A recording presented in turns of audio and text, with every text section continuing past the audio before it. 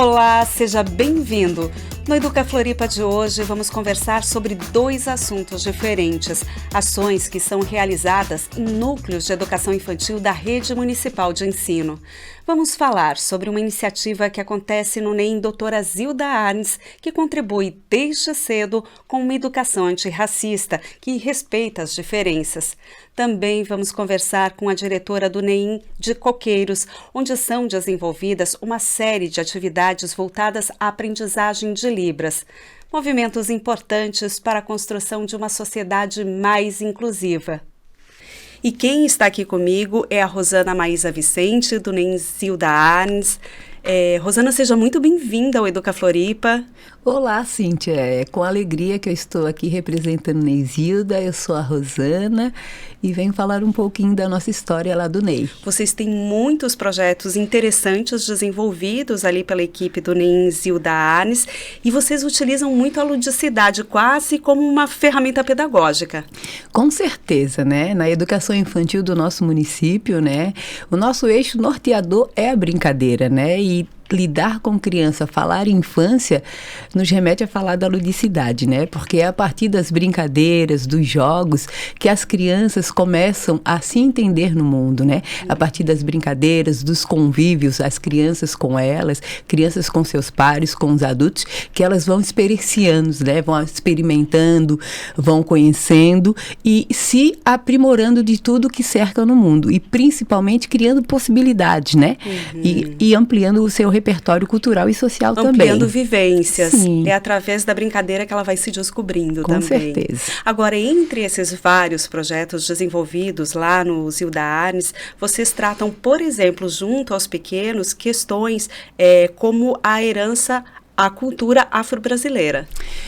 Não só com os pequenos, né? Na nossa unidade e na rede, né? A gente tem a matriz da ERER, né, da Relações Étnico-Raciais, e nós temos uma lei, né, a 10.639, que nos diz que é obrigatório no ensino médio e fundamental trabalhar a questão da história e da cultura afro-brasileira. E no NEM Zilda, desde a idade de 0 a 6 anos, nós temos projetos pedagógicos que desenvolvemos com todos os grupos. A gente tem um projeto que a gente desenvolve, hoje eu faço parte da equipe pedagógica, eu e a Janice desenvolvemos um projeto na biblioteca que intitulamos ERER, né? Eu respeito, eles nos respeitam, que é um projeto que a gente conta histórias africanas e histórias afro-brasileiras para todas as crianças. E trazemos com essas histórias, e o nosso objetivo é dar visibilidade, né, às crianças negras e às histórias que foram invisibilizadas, principalmente para que todas as crianças tenham suas histórias contadas, o que infelizmente nem sempre acontecia. Se sintam representadas. Eu não sei como é que tu vês essa questão, Rosana, mas muitas vezes, a falta de representatividade, ela tem um impacto no desenvolvimento, na formação desse indivíduo, né? Com certeza. Da identidade dele. Isso, com certeza. Principalmente para as crianças negras, né? As crianças, elas precisam se ver, se imaginar, se sentir no espaço, né? O NEM Zilda hoje tem 232 crianças, né? 32 famílias. Então, imaginar aquele espaço diverso e múltiplos, a gente precisa poder compor aquele espaço com várias imagens, várias materialidades para que as crianças que entram e que estejam naquele espaço se sintam acolhidas e se sintam representadas. Então, não cabe mais a gente imaginar que vai trabalhar com uma única cultura, né? Trabalhar com uma única concepção de uma única forma. Muito pelo contrário. É urgente a gente trabalhar e desenvolver ações para que todas as crianças se sintam representadas. Para que histórias, então, que antes eram invisíveis, sejam contadas para todas as crianças. Agora, vocês saem dessa questão do eurocentrismo, trazendo justamente personagens importantes que servem de inspiração para todos nós. Com certeza. Como Antonieta de Barros. Isso, com certeza, né? Essa é a ideia, né? Essa é a ideia de trabalhar com a ERER. Tirar essa ideia do eurocentrismo que existe apenas uma única beleza, apenas um único caminho, um único centro das atenções, e principalmente trazer para as crianças pequenas outras narrativas, né? Através também, principalmente do nosso trabalho com a literatura, com as brincadeiras, com os brinquedos e as materialidades, que a gente consegue trazer para as crianças outras narrativas e outras personalidades, principalmente personalidades que elas nunca viram nas histórias, né? Hoje nós falamos de princesas e príncipes, a gente reporta para nossas princesas. Eu contei esses dias a história da nossa princesa Antonieta de Barros, né? Nossa princesa, uma professora, uma mulher que no seu tempo fez uma história diferente, lutou, estudou, foi jornalista, foi a primeira deputada negra a representar e principalmente uma professora que fez história em alfabetizar outras pessoas que não tinham condições. Então, uma pessoa que fez história já naquele tempo e que hoje ela precisa estar lá no chão da educação infantil para que as crianças conheçam ela. Então, as crianças de 5, 6 anos hoje passam no túnel e falam para o pai: pai, esse túnel se chama Antonieta de Barros. Mãe, ali no centro tem uma escola que se chama Antonieta de Barros, ela é professora, como a minha professora Rô. Então são pequenas mudanças que são inclusões de histórias que antes eram guardadas e apagadas, que a gente precisa resgatar e trazer já na educação infantil. Histórias que vocês trazem através da literatura, da contação, que acontece dentro da biblioteca, né? A gente tem um projeto que a gente conta histórias na biblioteca, no estacionamento, no parque coberto, no bosque, delícia, no anfiteatro, e também hoje em dia nós contamos na unidade com uma sala que a gente intitulou de sala multiuso. Essa sala eu me apodero de alguns espaços, porque eu acho que quando a gente vê as oportunidades a gente precisa ocupar espaços, né?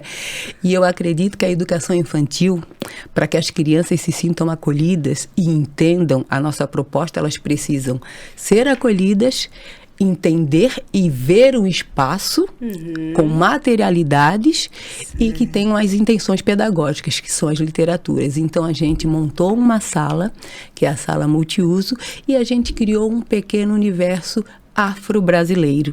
Então, nessa sala, a gente realiza várias contações afro-brasileiras. Uma que teve grande destaque foi sobre Antonieta de Barros e algumas histórias de príncipes e princesas. Que bacana. Que histórias mais você conta, Rosana? Contamos várias histórias, né? Algumas histórias que as crianças, principalmente, se vejam como protagonistas.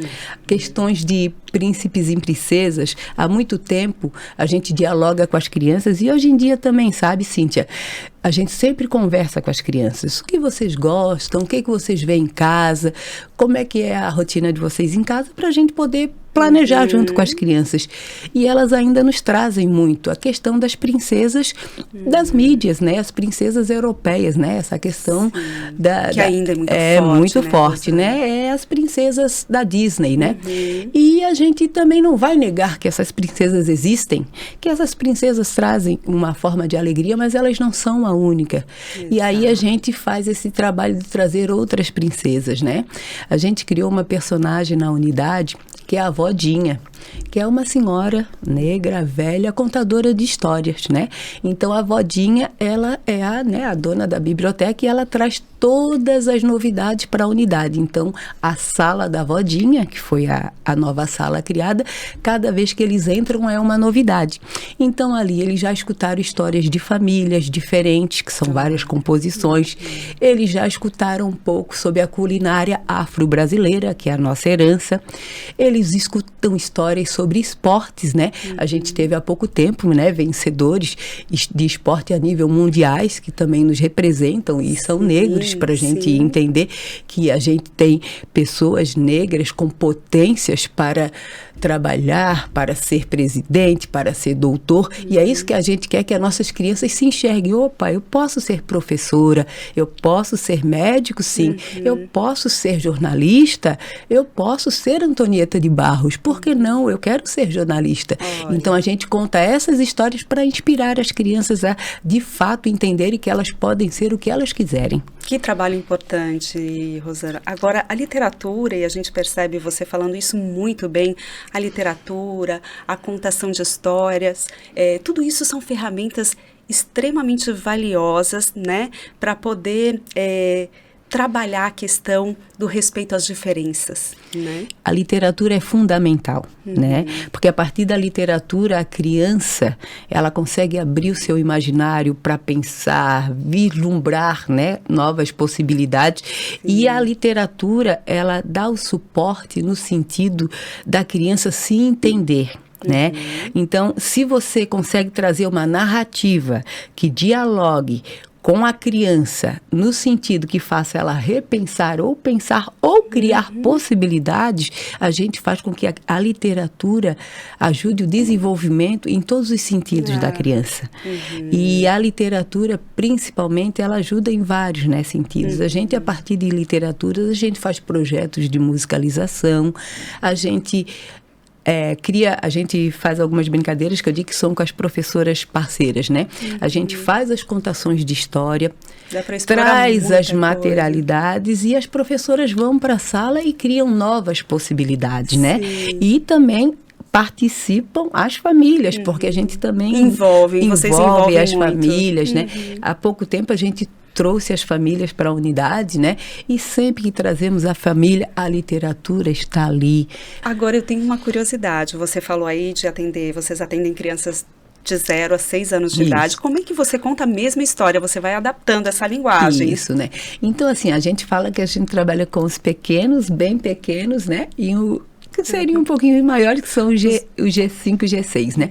Os pequenos, eles ainda não têm uma linguagem, né? Eles ainda estão em fase de desenvolvimento, mas eles são muito perceptivos, né? Todas as histórias que eu conto, as crianças têm direito de receber completas, né? Então, eu mostro as imagens, a gente tem o cuidado de selecionar as histórias, cuidado de olhar as narrativas, né? As histórias que serão contadas, as ilustrações, para que a gente também não caia, né, na questão dos estereótipos, né? Então, as crianças olham as ilustrações, a gente conta as histórias, a gente lê antes de contar, né? Então, a gente conta as histórias, a gente faz muitas brincadeiras com as crianças e a gente também, nesse espaço que já é previamente organizado com várias materialidades. Quando eles vão para a nossa contação de história, eles não vão apenas para um lugar sentar.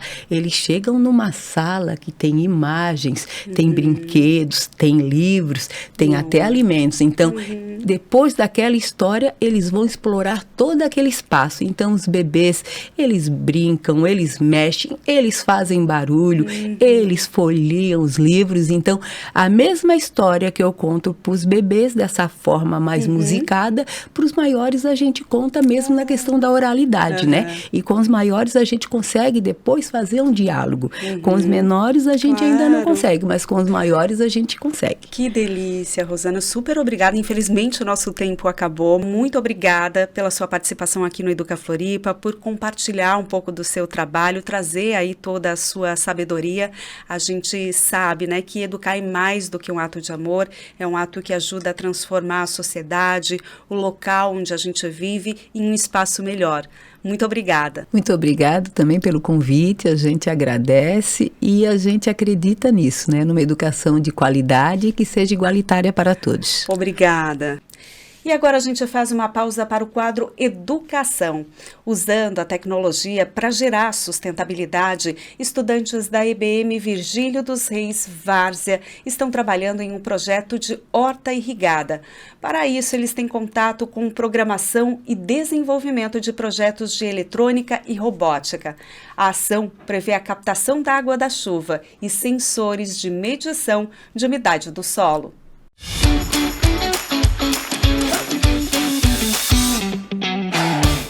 O LabCria é um espaço onde a gente consegue converter a diversão em conhecimento e também conhecimento em diversão.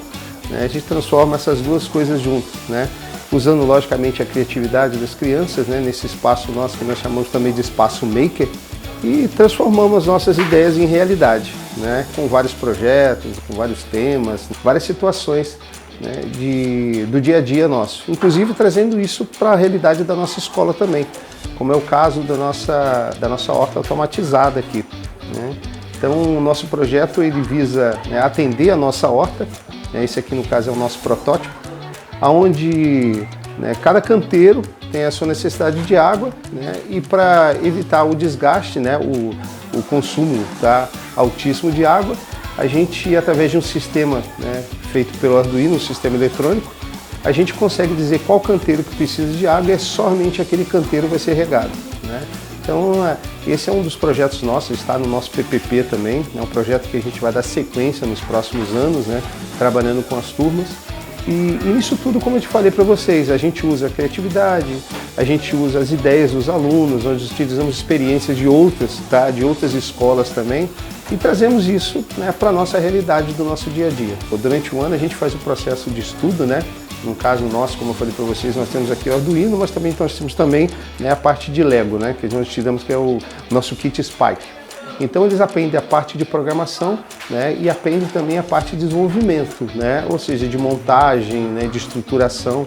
Né. Isso tudo que vocês estão vendo aqui é um protótipo onde tem uma mesa, né, duas bombas, tá? Essas bombas aqui são bombas de aquário, mas no caso elas vão ser substituídas por válvulas, né?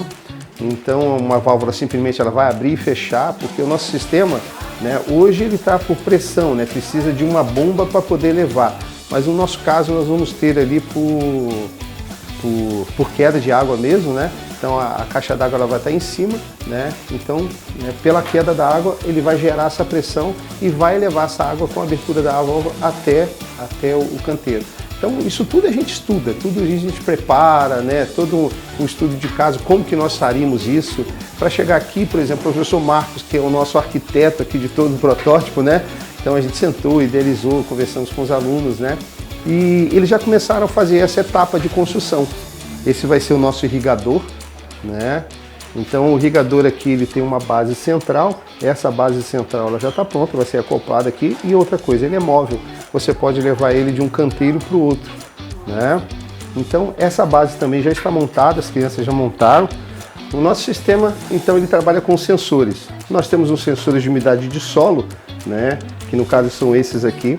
Eu estou com ele dentro da água, só para dizer para o sistema que ele está, né, tá irrigado, ou seja, ele tem umidade. A partir do momento que eu retiro ele, ele aciona automaticamente a bomba e começa a fazer a irrigação. Então, por exemplo, se o seu solo, tá, no caso aqui eu vou pegar uma planta, né, e vou colocá-la dentro de uma planta, ela já estava tá úmida, então não vai precisar, né, utilizar o sistema de irrigação. A partir do momento que você tira ele, né, ele aciona. Então, por exemplo, se aqui tivesse seco o sistema, automaticamente ele abriu o irrigador, né, tá, foi irrigado, ele para o sistema. Isso tudo vai ficar ligado, né?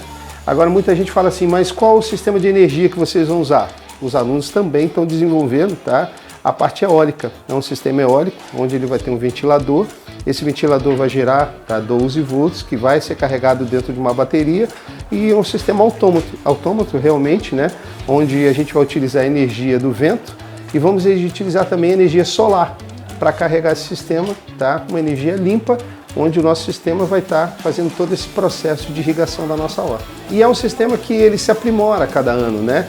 Então hoje nós falamos de utilizar o sistema captando a água da chuva, através de calha a gente vai. Mas a gente o projeto para o ano que vem já aumenta né, de amplitude, captando a água do ar-condicionado, onde ela vai ser armazenada numa cisterna, essa cisterna por uma bomba joga em cima da caixa d'água e continua fazendo esse sistema de distribuição. E a gente segue o Educa Floripa falando sobre uma educação mais inclusiva. E quem está aqui comigo é a Charlene dos Santos, diretora do NEM de Coqueiros. Charlene, seja muito bem-vinda. Muito obrigada, né? Obrigada pelo convite, por estar aqui falando um pouquinho da nossa unidade educativa e todo o trabalho que lá é desenvolvido. E são quantas crianças lá no NEM? Nós temos matriculados 156 crianças na nossa unidade, todas em turno parcial, né? No continente é a única unidade que atende parcialmente, ela não tem a integralidade, né? E desses, hoje, né, nós temos aí uma média de 30% de crianças que têm alguma deficiência ou estão em estudo, em observação. Então, vocês estão desenvolvendo já diversas ações pedagógicas inclusivas partindo de uma necessidade real, né? Com certeza, né? O NEM Coqueiros, ele traz essa demanda já há bastante tempo, né? Dessa busca pela educação dentro desse espaço na região do continente, né? E o que acaba acontecendo? Devido toda essa demanda, foi constituído, então, uma sala polo exclusiva para a nossa unidade educativa. Então, a gente tem 2 professores de atendimento especializados que fazem um acompanhamento só para a nossa unidade educativa, para atender toda essa demanda que a gente vem vindo, né? Neste ano, então, a gente buscou, né, com a chegada de uma criança com perda auditiva, a gente buscou o professor de Libras, né, para que a gente pudesse trazer toda essa construção com todas as crianças da unidade. Você tocou num assunto que eu justamente queria falar. Vocês estão desenvolvendo várias ações para trabalhar a questão da língua brasileira de sinais Libras junto às crianças. Isso, na verdade a gente buscou esse professor por conta de uma criança que tem, né, a perda auditiva. Com a chegada desse profissional, a gente percebeu que a unidade como um todo podia ampliar isso. E ganhar, né, muito com isso, né, Charlene? Muito com isso. Então, a gente passou a trabalhar, né, com a professora de Libras em todas as turmas da unidade, em todas as 8 turmas, não só da criança. Como é que isso acontece na prática, esse trabalho? Na prática, a gente desenvolve, né, horários, tempos dessa profissional junto com o profissional regente da sala, né, e ali ele vai trabalhar em conjunto com o professor. Né? E ali ele traz para as crianças, né, a Libras no nome, da identificação de objetos, nas cores, em todas as relações, né? Eu posso citar como exemplo, a gente teve a festa de interação com as famílias agora, no mês de outubro, e nós trabalhamos as descendências das nossas crianças, venezuelanas, árabes, alemã, que são as crianças que têm essas descendências e que fazem parte da nossa unidade educativa. E uma das turmas optou por fazer a apresentação em espanhol, buscando os venezuelanos, mas também usando a língua de sinais, né, a Libras como parte da sua apresentação. E isso foi extraordinário para a recepção, para a aprendizagem das crianças, a percepção de todas as famílias e os envolvidos que aconteceram. Porque não é um único estudante que ganha com isso, é toda uma sociedade, porque a gente sabe que tem uma população de surdos que é muito grande, e que tem muita dificuldade ainda de se comunicar com os ouvintes, né? Para a nossa unidade isso tá sendo um aprendizado constante, né?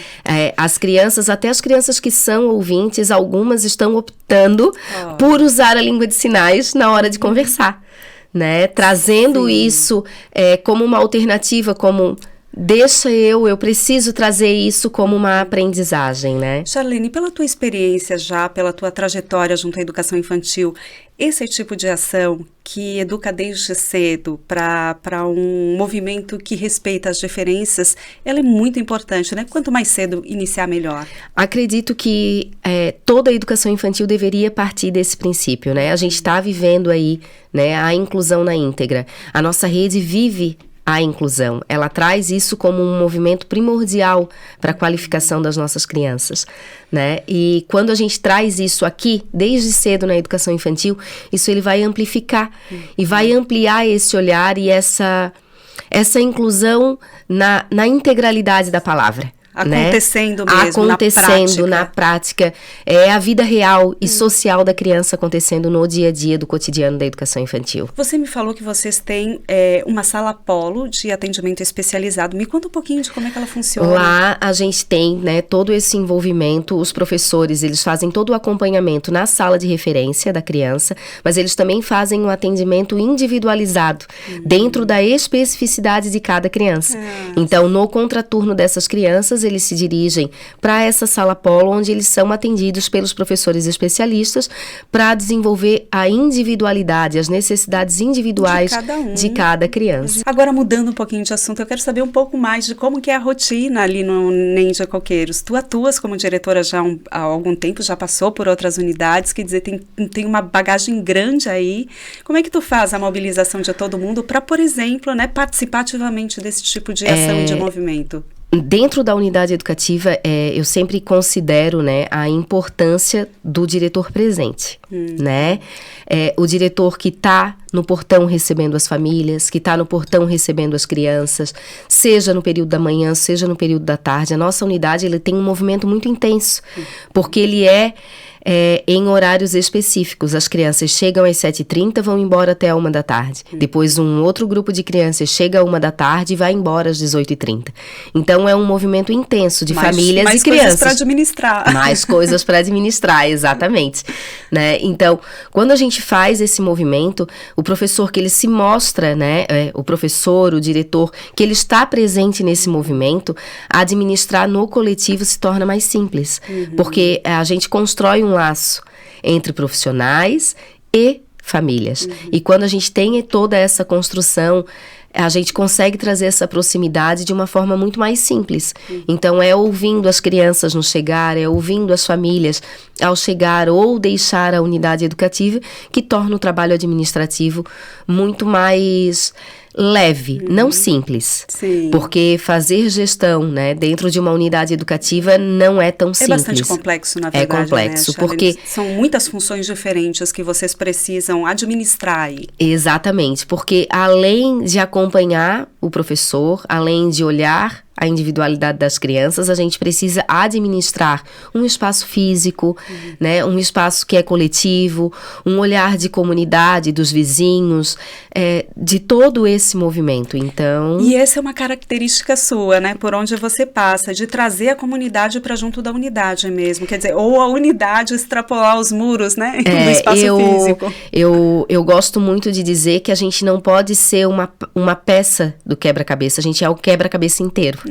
Né, onde todo mundo participa ativamente, né? Nós tivemos uma ação de encerramento no primeiro semestre, onde a gente levou o coral da Guarda Municipal para cantar para as crianças e os seus convidados, que eles tiveram a opção de convidar, né, alguém especial para eles, para encerrar o primeiro semestre. Só que quando a gente olhava para fora dos muros da unidade educativa, os vizinhos estavam todos na sacada, participando, vendo e cantando com o coral, né? Os vizinhos passavam na rua e paravam para poder olhar. E a gente está falando aí de um cargo de gestão, de diretoria, e que é exatamente isso, exige liderança, né, Charlene? A liderança, eu sempre digo, né? O líder, ele não é impositivo, ele não pode ser impositivo, né? Ele precisa ser um norteador, uma pessoa que ajuda a construir, né, um olhar para esse coletivo. Um facilitador também. Facilitador nesse processo. E além de Libras, além de todas essas ações, o que mais vocês estão fazendo no NEM de Coqueiros? O NEM de Coqueiros, ele é uma unidade educativa que está dentro de um espaço, né, na beira da Praia do Riso, então a gente é privilegiado. Sim, né? Eu muito. Sempre digo, muito privilegiado, né?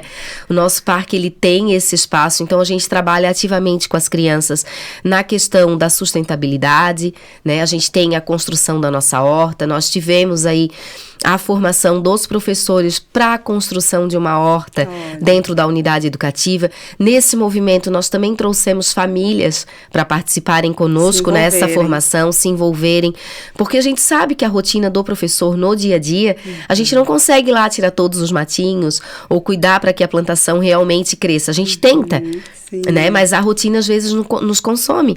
Então a gente tem essas famílias que são o nosso apoio, parceiras, né? Nossa parceira nesse olhar, né? Além de tudo isso, tem o dia a dia acontecendo. Eu sempre digo, né? É um espaço onde ele é muito dinâmico, onde as crianças conseguem, né, estar felizes, serem felizes naquele espaço. E a gente vê isso claramente com o sorriso largo, quando a gente acolhe elas no início do seu período, ou quando estão indo embora e não vão embora, né, sem antes dar aquela choramingadinha pro pai. Deixa eu ficar mais um pouquinho. Isso é resultado de todo o trabalho de vocês ali, né, de toda a equipe. Charlene, infelizmente o nosso tempo chegou ao fim. Que pena, né? Uma conversa rápida, tanta coisa pra gente conversar. Mas parabéns pelo seu trabalho, pela sua liderança, seu olhar cuidadoso. Parabéns também para a tua equipe, né? A minha equipe é uma equipe feita de gigantes. Que bacana. Né? Uma equipe onde a gente consegue, né, dentro de todas as nossas diferenças, pensar, né, partir dos princípios que é a nossa documentação da nossa rede, para qualificar e entregar para as nossas crianças e para as nossas famílias uma educação pública e de qualidade. Com certeza estão fazendo. Com certeza. Obrigada, Charlene. Muito obrigada. E o Educa Floripa de hoje fica por aqui. Muito obrigada pela sua companhia e até mais.